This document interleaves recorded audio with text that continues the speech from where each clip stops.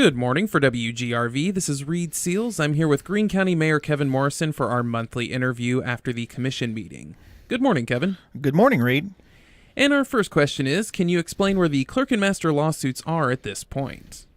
Well, Reid, on Tuesday afternoon late, Judge Don Ash ordered that both parties go to mediation, and this is in the second lawsuit that was started a few months ago, and I think that's a really good development.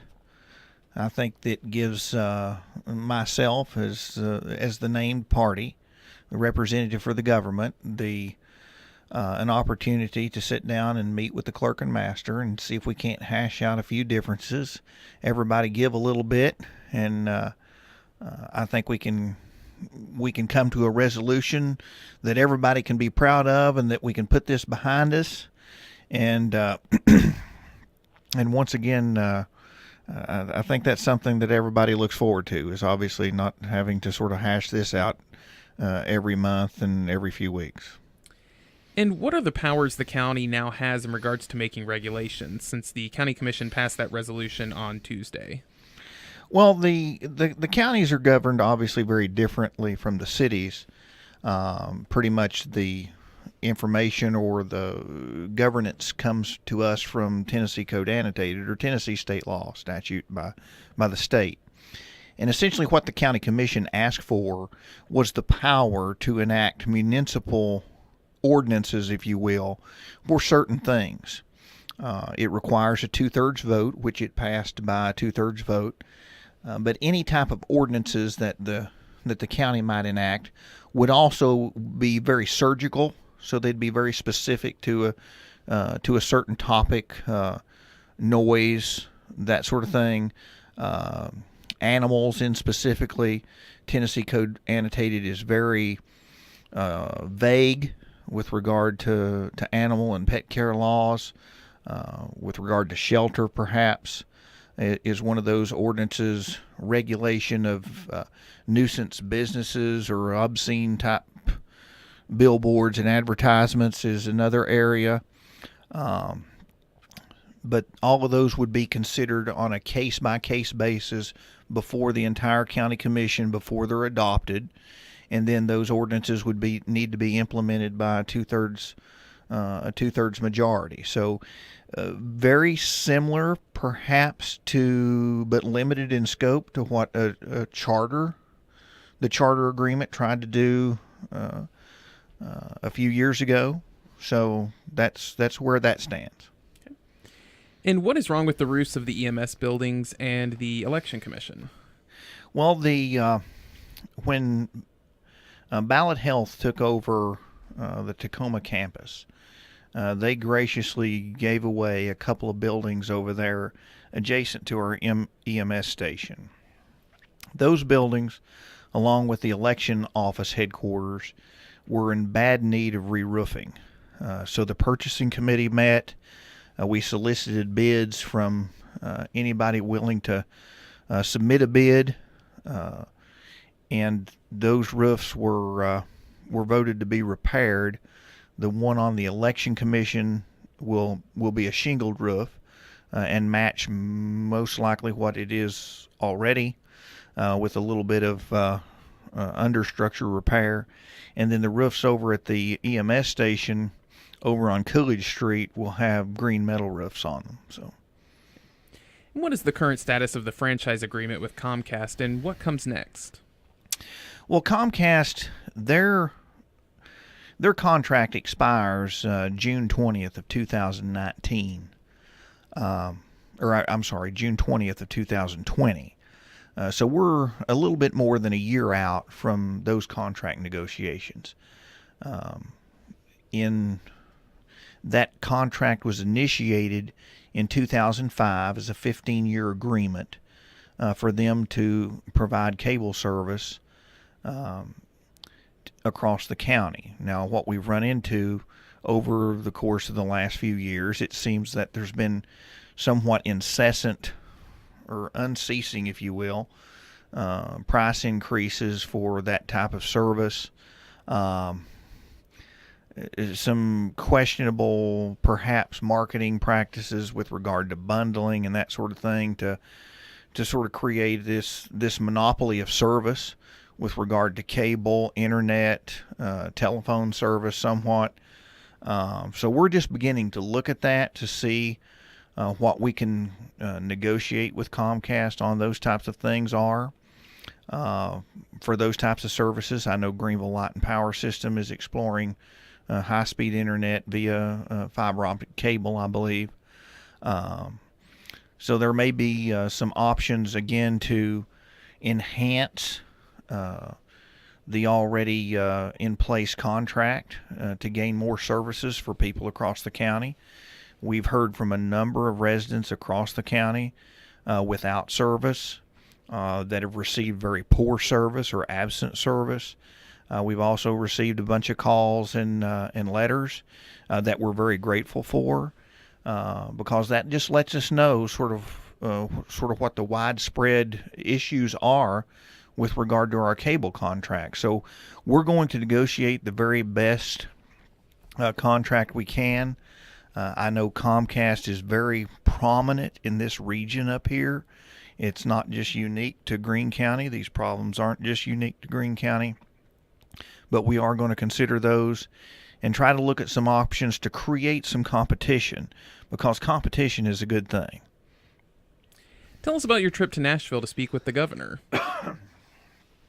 The mayor of Tusculum, Alan Corley, myself, W.T. Daniels, the mayor of Greenville, and Todd Smith, the administrator for the city, we all traveled down last Monday to meet with the governor to initiate the conversation about what are the next steps for the Greene Valley campus.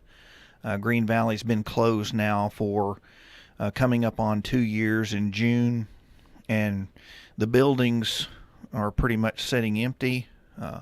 There are some agencies that are still out there. The Forest Service is out there. The Department of Intellectual and Developmental Disabilities maintains an office there to repair wheelchairs and do some maintenance things, and has an administrative office there as well. But largely the campus is vacant. I hesitate to say abandoned, but it certainly looks that way. The buildings are without water. They're without electricity. They're without any type of heat and air. Essentially, the door's locked, and that's it. At present, the Department of Intellectual and Developmental Disabilities, or the folks that managed Greene Valley, own that campus. They own the buildings, they own the land, and they've had to fight for those things out there since the inception of Greene Valley over the years. So anytime budget season rolled around with the state, if they needed a building, they had to fight for it in the budget. If they had a service, they had to fight for it in the budget. If they wanted something done with the additional property out there, they had to fight for it in the budget. So they're very reluctant, obviously, to give up the control of something that they had to fight for 50 years. That being said, we met with the governor with a whole host of ideas about what we could do with that campus. The undeveloped property that resides on the backside of Greene Valley, as well as the developed property where the buildings and the cottages are up next to 11E. There's a whole host of ideas that have been kicked around. You could equate it pretty much to daydreaming about what could be out there. There could be any number of things, not just relegated to just one thing. Veteran services, a veteran cemetery, an applied technology training center out there, soccer fields, any number of ideas. But until the restrictions are lifted on the use of the property, and currently the restrictions are that the property could continue to be used for the care of the mentally disabled. But obviously no municipal government is going to come in and do that service, for instance. So the governor was very receptive. The governor is a great, down-to-earth, common-sense guy. I was very impressed about how much he knew about our community and our people, and he wants to see Tusculum, Greenville, and Greene County thrive, and he wants to see that place repurposed out there for something great for our people. So we're in agreement there. I know Greenville and Tusculum is on board as well. So we're sort of lockstep, if you will, to see something develop out there that could be great for our community. It could, once again, it could be a myriad of things. What the governor directed his staff to do there was to begin to explore the avenues of lifting those restrictions. So he talked to one of his aides about legal counsel, making sure the I's and T's were dotted with regard to the legal transactions that would be necessary to transfer that property essentially from the control of DIDD over to the general government, so that portions or all of that property could be reapportioned to another purpose. And I think that would be good for everybody involved. I know everybody's excited. I've had a number of phone calls. I've had a number of conversations with people coming up to me on the street about the excitement revolving around how that place out there could be repurposed, because there's a heritage there, and there's a sense of community pride for the people that drive by, that have worked there in the past. They want to see that place useful again and vibrant, and that's the way they remember it when they work there, taking care of the residents. And Greene County has a proud history of having the absolute best care at that center for the people that needed that type of care. And so we want to continue that heritage going forward with whatever we put out there, that it continues to inspire, that it continues to give us benefit in the future. And I think we're well on our way to that. I know Senator Steve Sutherland sat in on the meetings.